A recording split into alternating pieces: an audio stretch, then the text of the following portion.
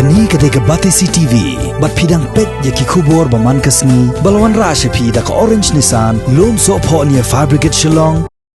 Ka Deputy Commissioner jangka East Khasiels District kakong Pynkiewdor war Nongbri hakakat pratarip yayong arjar arpo kala kentui ki pai banok shnong ba ki dei ban Shondur ya kanono Dukan ka ba ki nongdi ki sim kabu ban Pynkiewdor ya ki Marbam wat hadian bagi bor sencar district kila mana ting ya ki nongdi Dukan ba kim dei ban sim kabu hakum kini ka por ba sorkar kadang pencari ya ke jingkhang kerdep kom si benta ban ya kontama persya yu khnyang jingpang coronavirus. Hakijing ekran bagi lapat hai kubor hadian balawa kijing elang bagi klik nong sencar snong ringkat bagi noi lam niam kabla long hakakat pratrek wiayong arcar arpo hanong ba shilong kakong Pynkiewdor war Nongbri kala kentui pai ba bakim dei setia ban siap tiang hendai kidei ban wan chakman ban ujor bed ya kinu Dukan ki basim kabu da ka baki Shondur ya ka Dukan ban pha pat ya ka ujor shaka office ke jongka.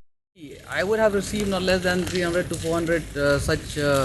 requests and telling people that no, somebody telling us that somebody is hiking the prices. And so the first thing that I did was I asked them, I said, please take a photograph of the person, take a photograph of the shop and send it to me.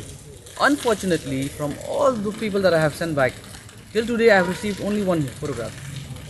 So this is something that I would like to address the people, that if there are such things happening, please inform us. The magistrates are there in place, the police are there, we are there. Please inform us so that we take action immediately and we know exactly what's happening. It is very important that the information that we disseminate from the government goes out to the public and the public gets to know it,